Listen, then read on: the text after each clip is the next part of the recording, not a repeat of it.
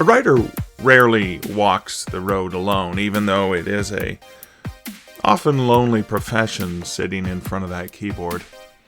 But there are so many elements that go into a writer's life. So many influences and impacts and inspirations. Particularly the people who have inspired that writer. In this episode, I offer a thanks for the inspiration, Nancy Kilpatrick. Welcome to the Stark Reflections on Writing and Publishing podcast. There has never been a better time for writers. More information, options, and opportunities are available to you, but navigating these requires insight. Join Mark Leslie Lefebvre as he draws upon more than a quarter century of experience as a writer, a bookseller, and a trusted book industry consultant to explore and reflect on the writing and publishing landscape to help you make informed choices on your writer journey.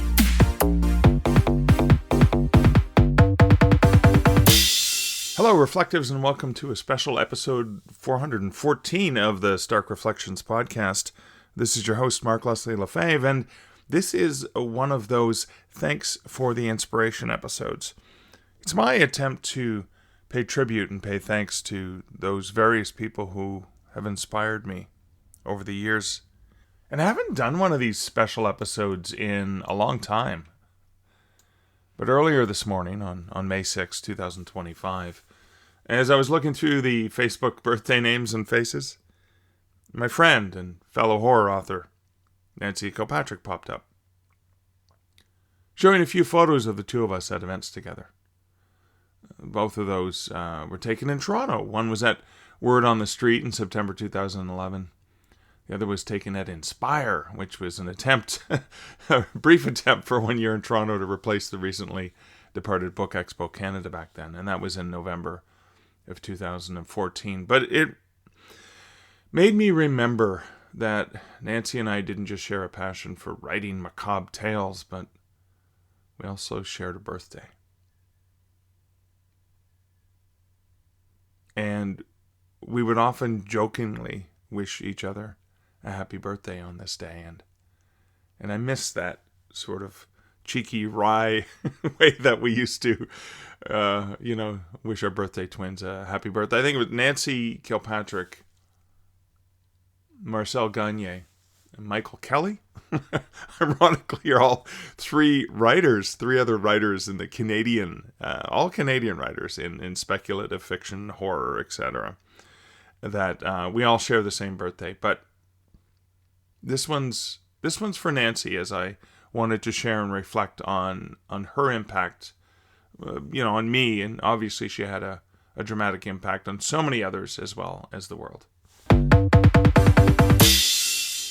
Nancy Kilpatrick was born May 6, 1946, and sadly, she left us earlier this year on March 31st, 2025, at the age of 78.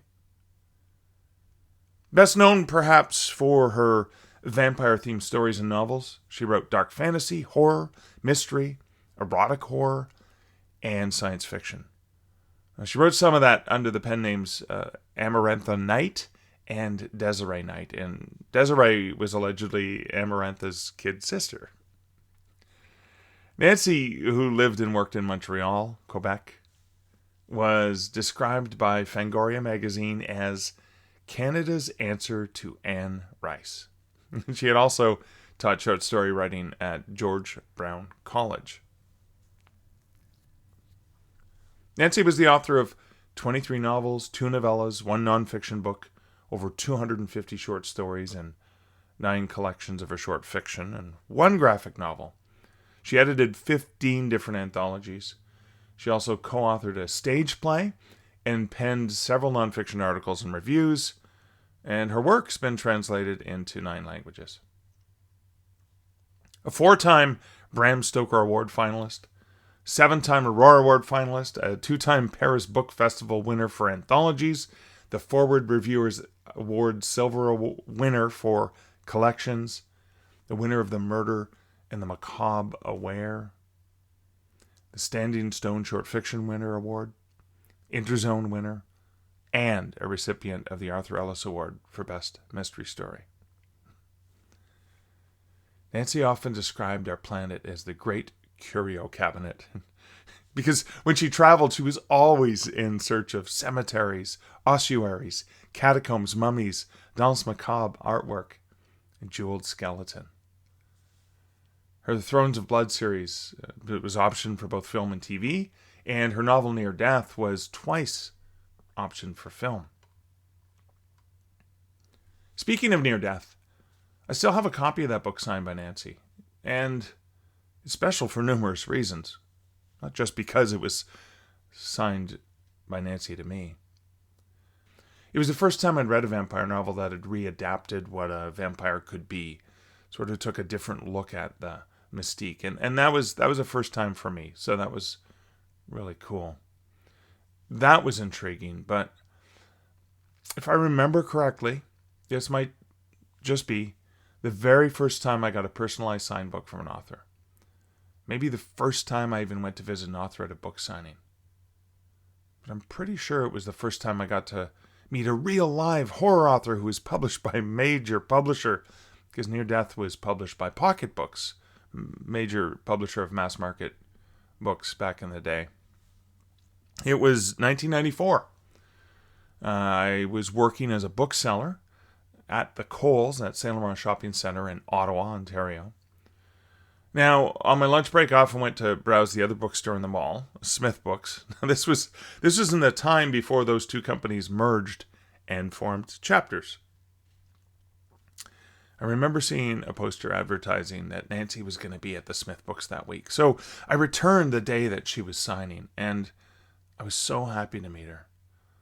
She was, as I later learned, was part of Nancy's brand, dressed all in black. And it was so cool to meet a fellow horror author, a Canadian horror author. You have to remember the internet wasn't really a thing back then. I mean, yeah, sure, we had the Ottawa Carleton Freenet, which was a text-based sort of connection online, and I might have even gotten an AOL account around that time, AOL Canada. I'm not even sure if that was a thing then. But connections to other writers was rare back then. I mean, I do remember going to the early or first iteration of CanCon, which had been launched. It was a society launched by James Bott and Farrell McGovern, and the conference, the original iteration of CanCon, ran from 1992 to 1997. I'm pretty sure the first one I went to was in 1994. I remember geeking out and getting all excited because I met Tanya Huff there, and that was really exciting for me. But in any case, my interaction and my connection with fellow science fiction, fantasy, and horror writers was really extremely limited back then. Because back then, writing was done far more in isolation. So it was really cool to meet Nancy and have a brief chat with her and realize, oh my God, she's pretty cool. She writes scary horror things, and she's a really lovely, nice person. And we continued to see one another over the years at various Canadian science fiction, fantasy, and horror events. And I'll never forget just how gracious Nancy was in offering me a blurb that I could put on the cover of my very first book. I self-published the first edition of One Hand Screaming, a collection of my previously published horror stories. I did that back in 2004, and Nancy gave me this quote, which I used for it. Mark Leslie's horror is reminiscent of the old-time storytellers, those guys who cared about plot and were pretty good at building a creepy tale. If there's a dark corner, Leslie will draw you to it, even against your will. I love that last statement. So eerie, so perfectly Nancy. It was cool over the years as I continued to know Nancy to get to include stories by Nancy in a few anthologies that I've edited. In 2006, I edited North of Infinity 2, which came out from Mosaic Press. Nancy's short story, Metal Fatigue, appeared in it. And in 2009, when I put together and self-published, in collaboration with the bookstores at McMaster U, University of Waterloo, University of Alberta, and Edmonton, I did the anthology Campus Chills. Nancy wrote a story for me to be included there. It was called Sarah. Now, this anthology was sponsored by the bookstores, so they provided me the funds to pay everyone for these stories, and we used the book in those bookstores as a way to promote the Espresso Book Machine, which is a print-on-demand machine that sat right in the store, and in about 15 minutes you could watch the machine make the book. And we launched this book at those bookstores, as well as one in Halifax, where Steve Vernon attended, and another one in Ottawa, the Algonquin College bookstore, and authors Carol Weeks and Nancy took the train from Montreal to Ottawa for that one. We also had, so basically every single author in this anthology within the space of 48 hours was doing a book event. We tried to do them all the same night, but it was within 2 different nights. But within 48 hours, we sort of did simultaneous book launches with all of the contributors. Anyways, it was so cool that Nancy wrote a story for me. I loved it so much, and I got to include it. And then I remember back in the summer of 2011, when I was in Montreal, I was training staff at the Université de Montréal on their newly acquired espresso book machine. It's kind of funny when I think of that back in 2011. So I had a brief false start as a self-employed book industry consultant. So I quit my job at McMaster because I started to get really engaged and involved in digital publishing and things like that, especially the Espresso Book Machine, print-on-demand self-publishing. And I started consulting then that summer. But then an opportunity at Kobo happened, and I simply could not pass down that amazing opportunity to create and launch a self-publishing platform for them. So I went back into the world. It was a very brief time where I was self-employed. Then I joined Kobo.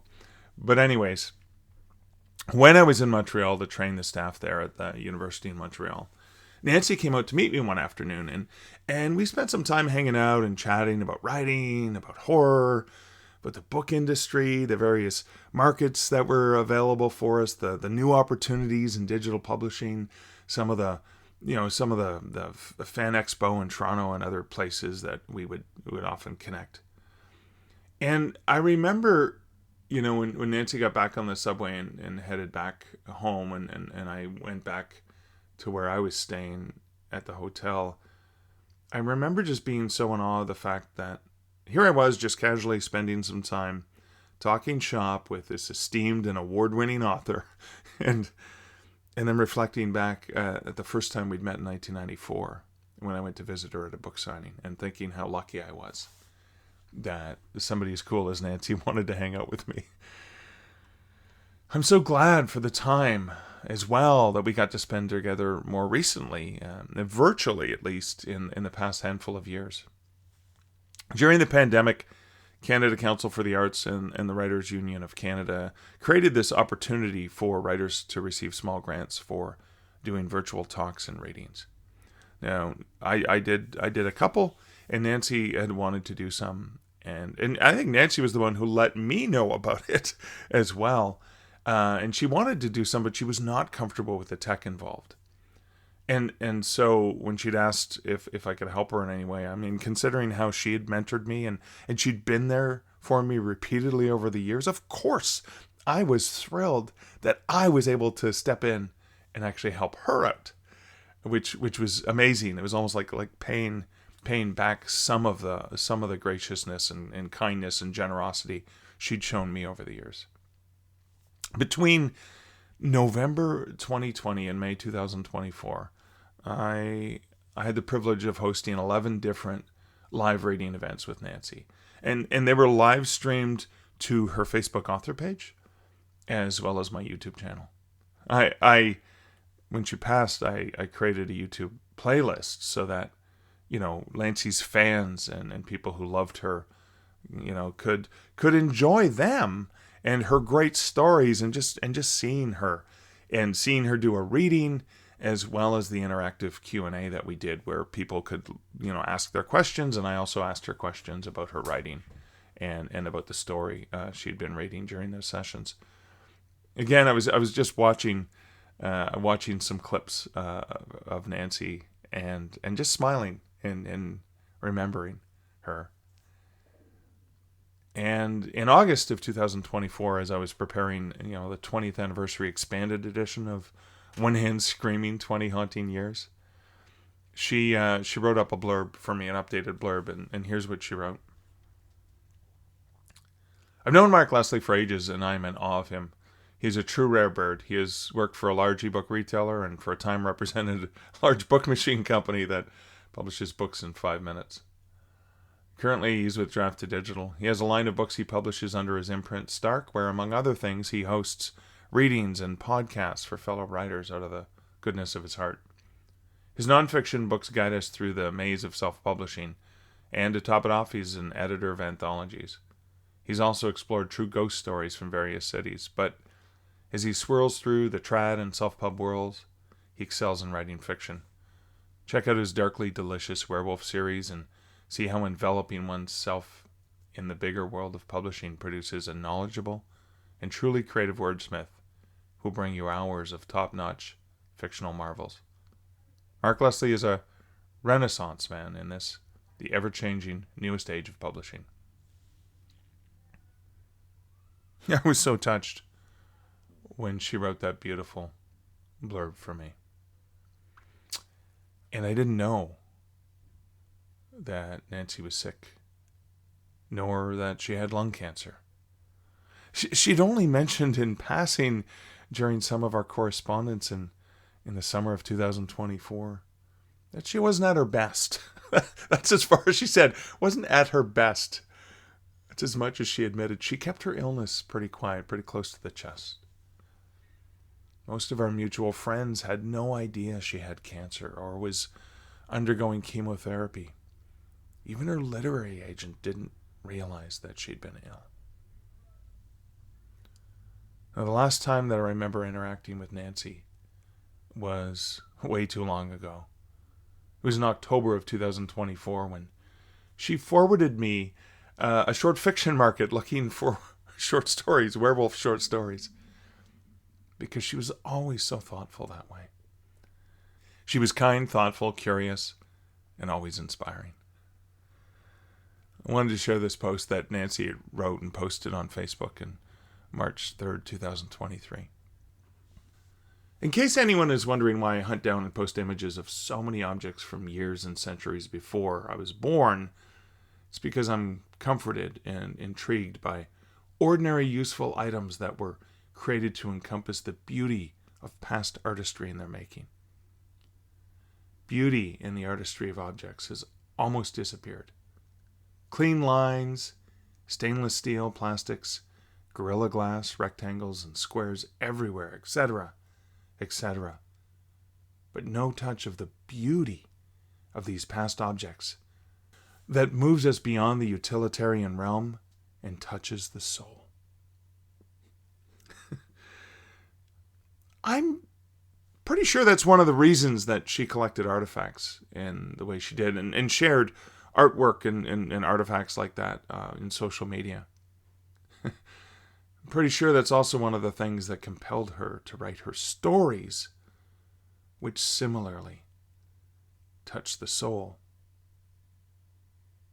And as I reflect back on how lucky I am to have gotten to know her and to benefit from her friendship, her kindness, and her mentorship, I end with this. Thanks for the inspiration, Nancy. You are missed and remembered so fondly.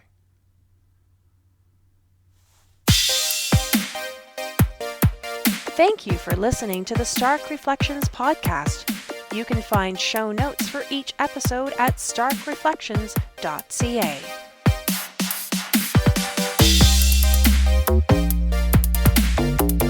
The music for this podcast, Laser Groove, was composed and produced by Kevin MacLeod. Check out more of Kevin's great music at incomptech.com.